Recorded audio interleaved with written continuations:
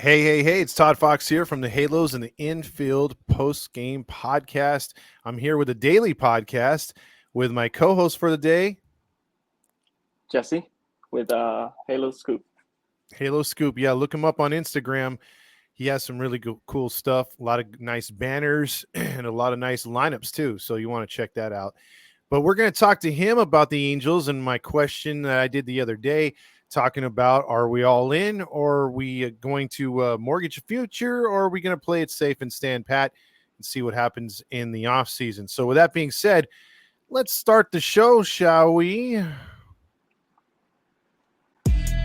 Hey, you are now listening or watching the Halos in the Infield podcast, sponsored in part by Noble L Works over on 1621 South Sinclair, where you can get discounts by just mentioning HITI, Halos in the Infield. Drink discounts on us, baby. And also by 714 Tickets, 714 Tickets, 714 Tickets. The price you see is the price you get, and you also get 10% additionally off in the Apply Now code once you order your tickets just by mentioning HITI, Halos in the Infield. Now enjoy the show. Now, Jesse, first off, before we get started, where'd you get that hat? Because I like it. I thought you'd ask. I got it on Hat Club, actually. That's pretty nice. Is it like a peach edition or like what's the scheme behind it? I forgot what it was actually. I think it was a rose gold type edition, something like that. Because I have a Dodger one as well, and I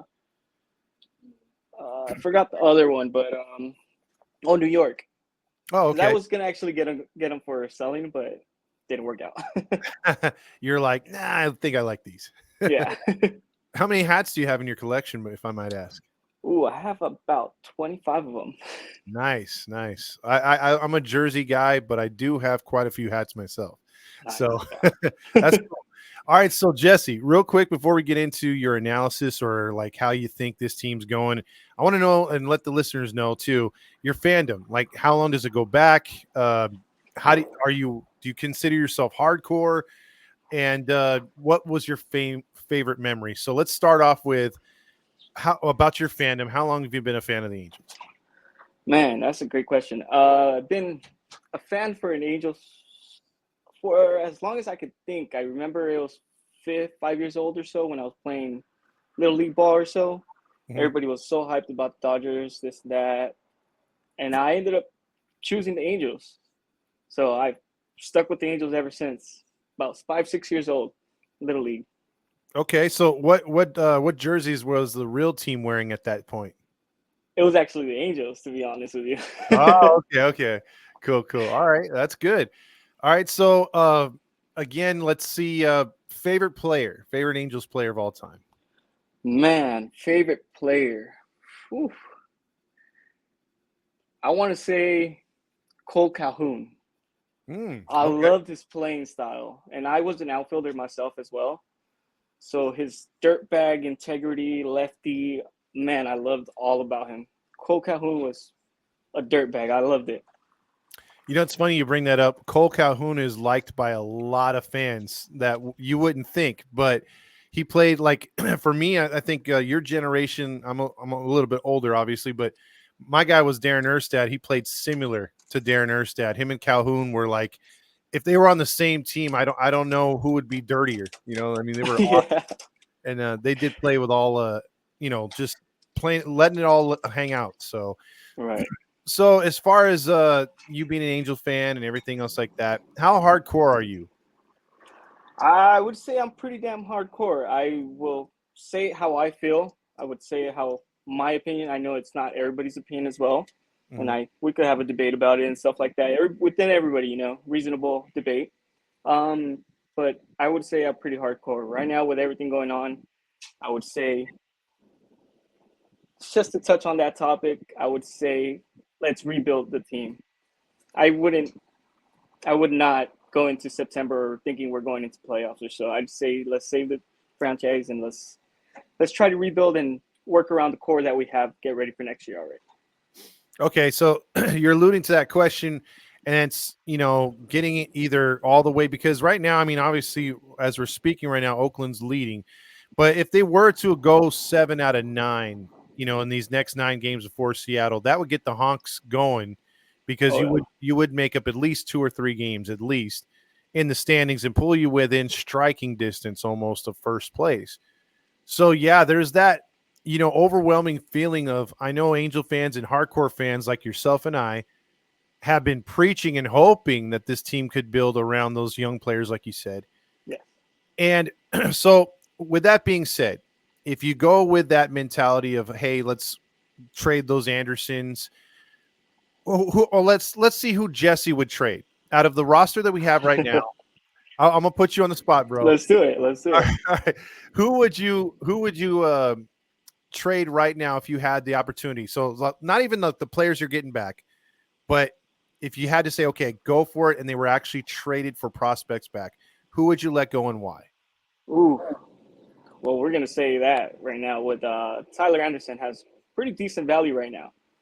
I would say what he has, a year, 2 more years or so with us. One more year of control, yes. So I say we probably get something decent out of that, and I trade Anderson for sure. I think it'd be a good result for us if we want to decently bring some younger and build around the squad that we have. Okay. And then as far as any other players on this roster you would consider trading at the deadline? Man, you know what? I don't know if it was your guys' podcast or so. I heard someone was thinking about hearing stuff about Nolan Shotwell. Oh no, Sean, I hadn't heard I hadn't heard that one, man. I heard it somewhere.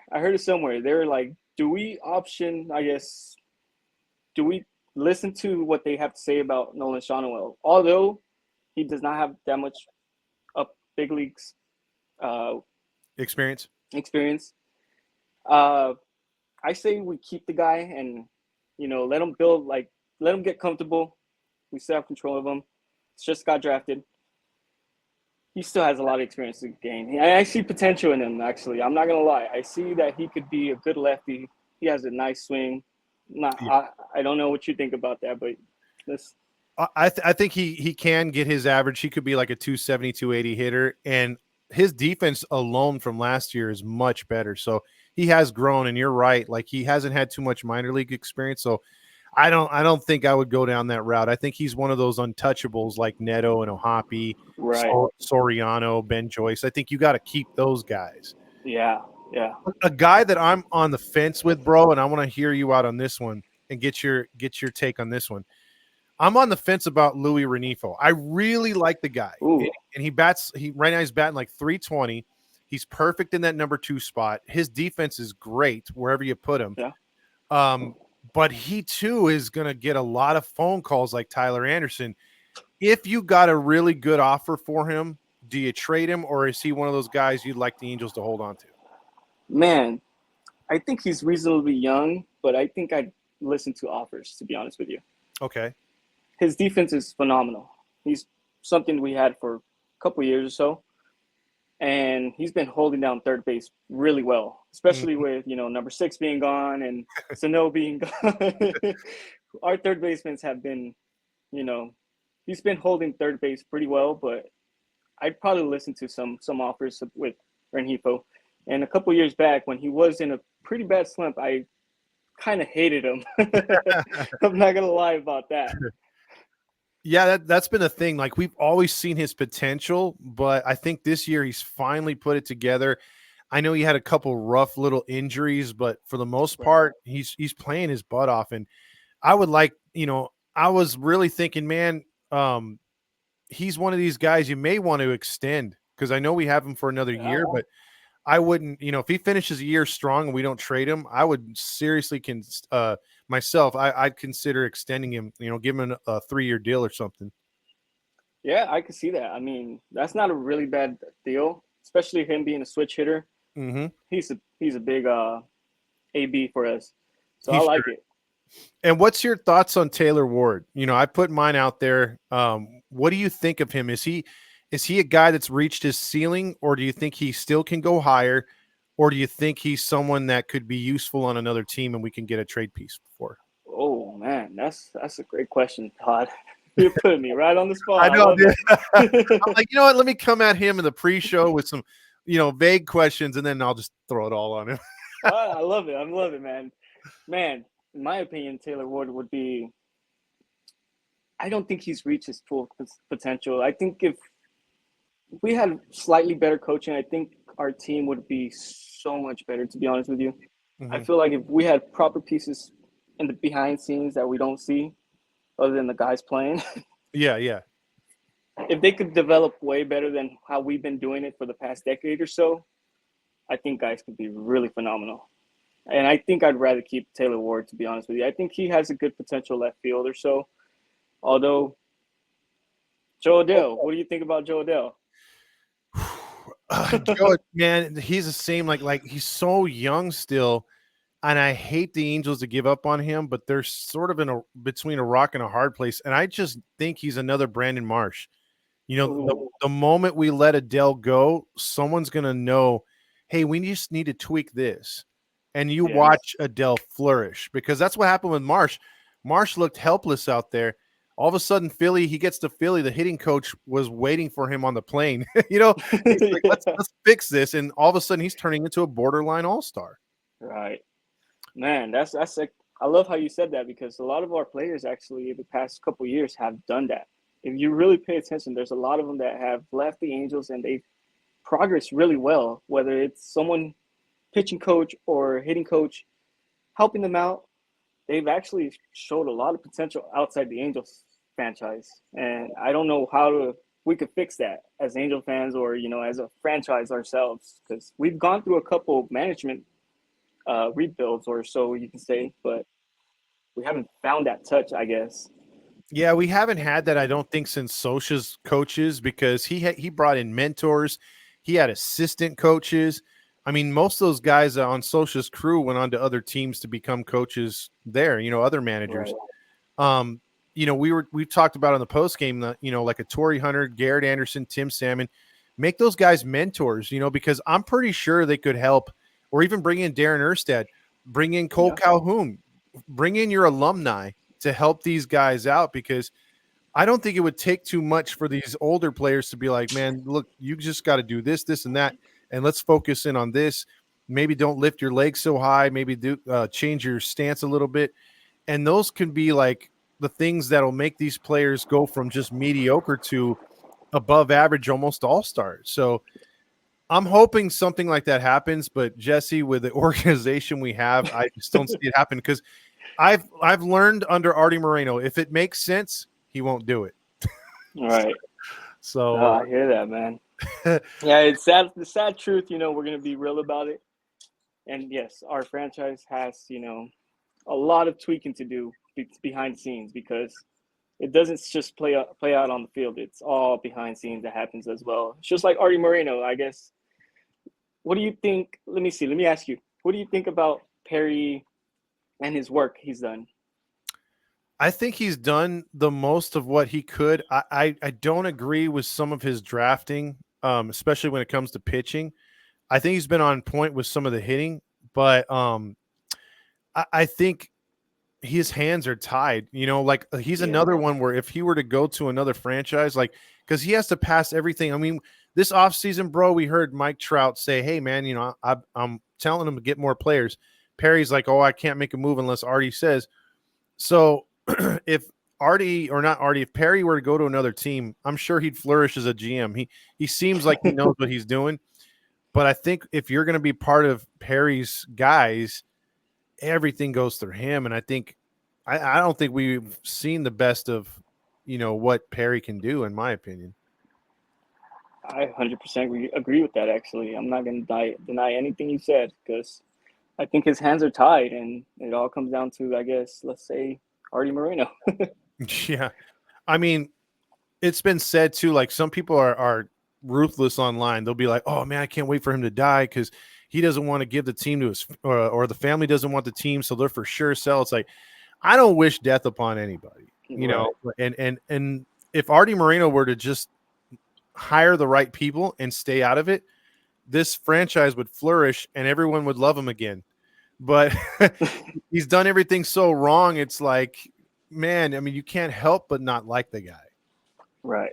No, I totally understand that. I mean, we'll see where he turns out to be, how the next couple years, if he listens to the community of the Angels and see what plans out. But Artie Moreno has a big deal behind this franchise, and I feel like he should open up his pockets maybe. He should. And here, let me get your thoughts on this because I don't know how big a hockey fan you are. Do you follow hockey much? I follow slightly, not much, but Okay. I've heard rumors here and there and stuff. That's all I. Okay. So, but you are aware of what the Ducks did with the rebranding and all that? Correct. Yeah, I've heard of that. Yeah. Yeah. They came out and pretty much they went orange out because they're like, hey, we're Orange County. We're making a statement. We're not LA. And they kind of took shots at Artie Moreno and the ownership. And I'm like, man, who is this guy? And I started researching him because I'm like, I'm loving his takes. This dude has 4 times the amount of money that Artie Moreno does. Wow. So it's like, please buy the Angels. You know, Yeah. I mean, he's got a ton more money, but he's doing everything that I think Artie wanted to do. Like he's going to have that downtown mecca for the Ducks and where there's Right. all these shops and restaurants and bars. It's that stuff that, you know, Artie tried to do illegally. The owner for the Ducks is doing it legally, and he's paying for it himself, Wow. which is pretty amazing.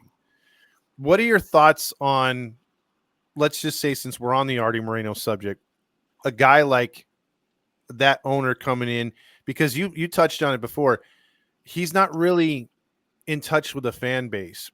Is it going to take an owner to do that if he were to buy the Angels to establish that trust and friendship with the community?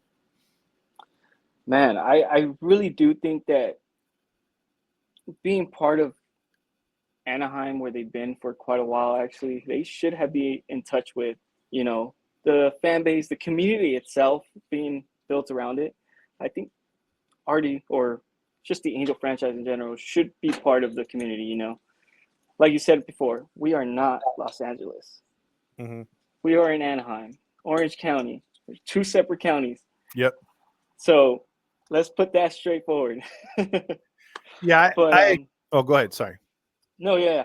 Other than that, I think Artie should probably get bigger takes of the community, and they should be involved just like the Ducks have done it. You know, we are not Los Angeles. That's the main thing, I guess. Yeah. I mean, like with the what is it called? Those City Connects. I felt they did a great job until I saw the circular LA patch. I'm like, come on, man! Like you were right there. You sold me on the SoCal era. You know, the surfboards and the colors and everything. I really wanted something representing on the patch with an OC. I thought that would have been cool. But hey, they missed the boat again. If it made sense, Artie's not doing it. Couple other things I want to ask you about the team. We'll stay on the players aspect. Thoughts on Moniak, even if he were to turn it around. Let's just say he finishes a year at 230 and pops a few more home runs, starts getting more consistent. Do you bring him back next year or you let him walk? Man, Moniak was a tough one to talk about, actually. I don't know what my take would be on him, to be honest with you. I really haven't really been keeping up on Moniak as much. I have, but I've been waiting on Trout to come back, to be honest with you. Yeah, you've been wanting him to fill that center field, huh? Yeah. So I mean, I would say he's still young. He still has a lot to, I guess, experience as well. But Has he shown you enough to keep him? Because I know right now he's batting like I think 187. He's in a real bad slump, but you know, I'd hate to give up on a guy like that too, but he's out of options and he's on the last year of his contract. No, yeah, that's a great take on you. Where he really hasn't shown me much, to be honest with you. In my take, that's why I haven't really kept up with him and done my research and stuff like that. But not a guy that I've been wanting to invest in myself, I guess. So I would say probably listen to some offers, and he is young and maybe he will flourish somewhere else, like we always say. But at this point, he hasn't really shown that much potential, I guess you can say. Okay. And then one other question as far as the rosters. Obviously, Neto and Hoppy are guys going to be around for quite some time. Who gets the leadership role out of those two? Because it's rumored that both of them pretty much rule the locker room. But who, if you had to pick one in your mind, should be captain of the Angels? Oh man, that's a tough one actually, because those guys, they probably both have big heads in there. Yeah, they do. Because they both look like guys that if they were just to start yelling in the middle of a locker room after a tough loss, I think everyone would listen. Right? Yeah, yeah, exactly. But damn, I mean, it really comes down to who's really willing to step up, because that's a great topic with I want to bring up with you about on another topic. But I would say probably Logan. Yeah, Logan probably has a little more I guess you can say good head on the shoulder, I guess you can say, and he's already running the show behind the plate. He has a little more trust. that's true, and he is wearing Mike Scioscia's number too, 14. Yeah. So yeah, he. When I saw him in person, dude, I was like, damn, that guy's pretty big too. Like he's an intimidating guy. But I think you're right on that one. I think Logan, and especially the way he is now defensively too, he calls a great game. Defensively, he's throwing runners out, and then he's coming through clutch with those hits. Um, Yeah. but I'd say if you're thinking hockey, I think you'd have to make assistant captain would be Neto, because Yeah. that dude's short, but he can yell, man, and he's fiery too. That's for Uh, sure. Yeah. I but love his playing style. oh, absolutely. And I was talking on the last podcast that the Angels really for a rebuild can get players to fill in every other position. The hardest to fill in free agent wise or even drafting it outside of ace is basically a shortstop and catcher. And the Angels are lucky to have both of those for quite some time. So Yeah. we just got to fill in the holes, whether organizational wise or free agents. And who knows? I mean, this team can do something if they make the right calls and the right moves. Right. Right. I agree with that 100%. Hey, let me ask you really quick. What is your take on Mike Trout's leadership role? I've always thought it's lacking. I you know how like they say Mike Trout's like a 5-tool player, and I think he is. But I think for for a legend, I think if he were to have stayed healthy, there's no doubt he'd be on his way to almost breaking the home run record. But that being said, I've always wanted him to be more vocal, and he seems to be just this quiet leader. Like he'll lead with his play, but I've always wanted him to get in people's faces when his guys are hit, or call a team meeting, or yell at someone get them going. I just never seen that with him, and I think that's the outside of the injuries, man. I could live with injuries happening. It's just I think that's the most disappointing thing, in my opinion, is that he never became that fiery leader that the Angels needed all those years. Yeah. Yeah. I agree with that. I mean, that's a great take on it, because I was going to say exactly the same thing, because I feel like he should, get in people's faces. He's a veteran. You could say more of a veteran now. You got the younger squad coming in. Take him on as a leadership and push them to be better. Mm-hmm. There was I believe a podcast where he went on with Mookie, and he Mm-hmm. said, what was it, coming up through rookie ball, single A, and all that stuff was pretty tough and stuff like that. And most of these guys that are coming up, like Nolan Shawnwell, take them in as a mentor, or take them under your wing. Hey, push him to do better, because he didn't get that experience that we probably should have let him experience. Yeah. Just like Mike Trout, says that it was pretty damn hard to go start from the bottom and work your way up.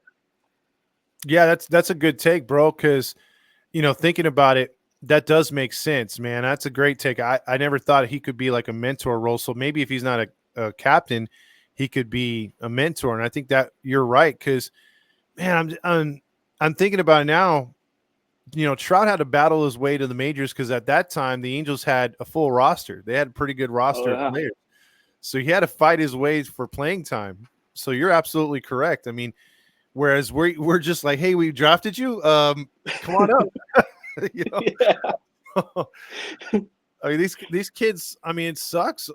This generation of ball players have just had no time to just sit back because I think the last one that had decent time in the minors was Taylor Ward. Yeah. he switched 3 different positions down there. He spent time going up and down. Man, we've just rushed these guys through, and I feel for them. For them to be playing this good is a miracle.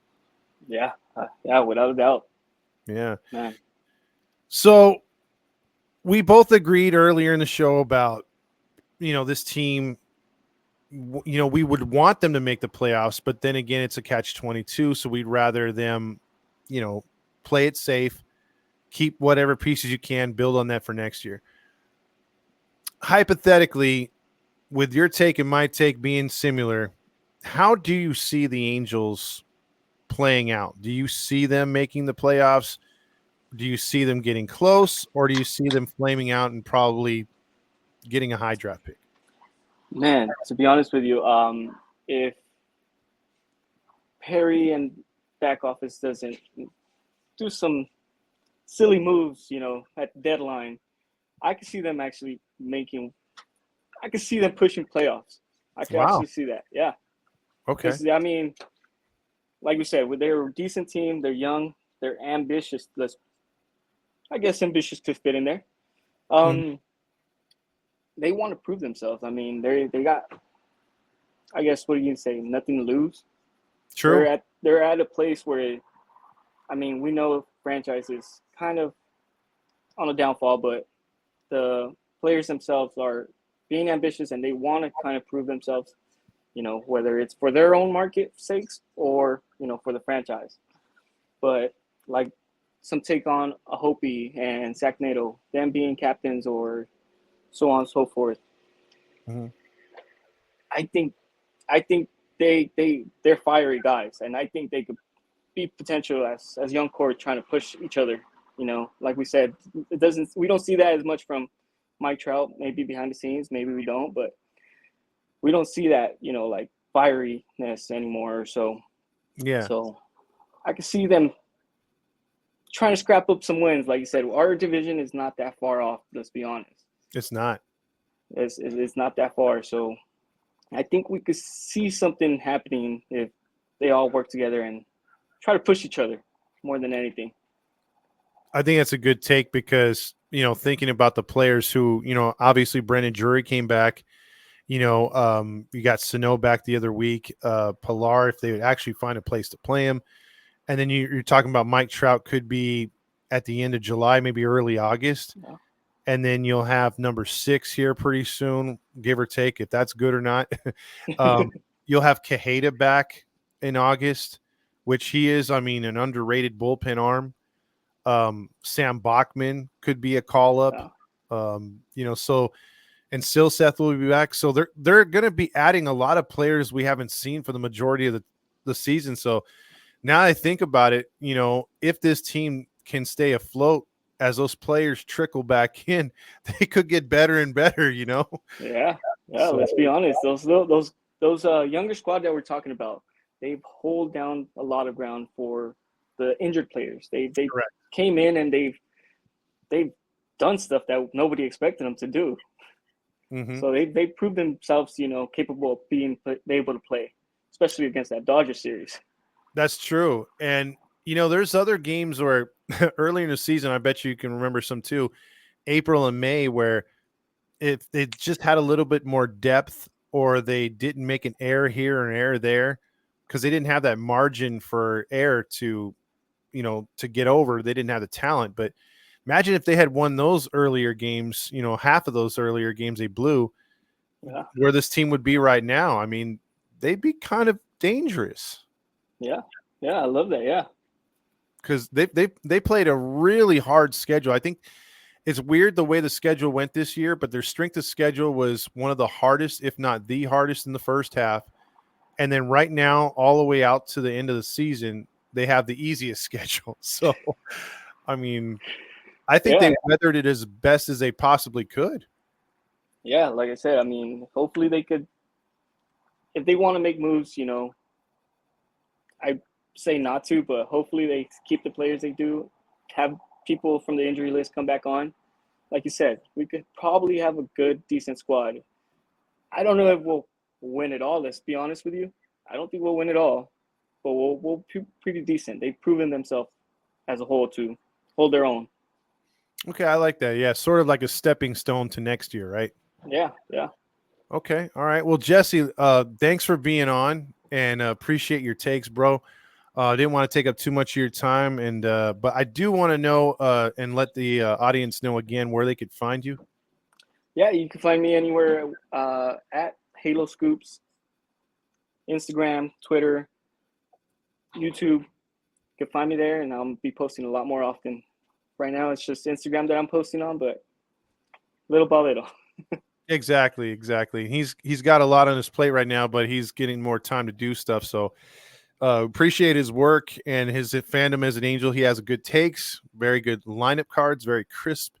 So we were thinking about collaborating. So just want to get him on the podcast and see how he feels about it and how he likes it, because we'd like you to return when you're comfortable, man. Yeah, yeah, I appreciate it. I was excited to come on. It's, like I said, I have been busy, what's going on. I told you behind the scenes, but other than that, I was excited to do the podcast. So I really like it. I just need to get used to it, and I'll be back on. Well, you got the right lighting. I'll give you that right now, and you got the nice hat. So you're good to go, my man. I appreciate that, because that was actually my wife. She brought a light out. Oh, okay. We'll see. The It's women actually always nighttime. the women know best, right? You got to give Yeah. credit where credit's due. All right, Jesse. So for Halos in the Infield, Todd Fox and Jesse, we'll catch you on the flip side. See ya.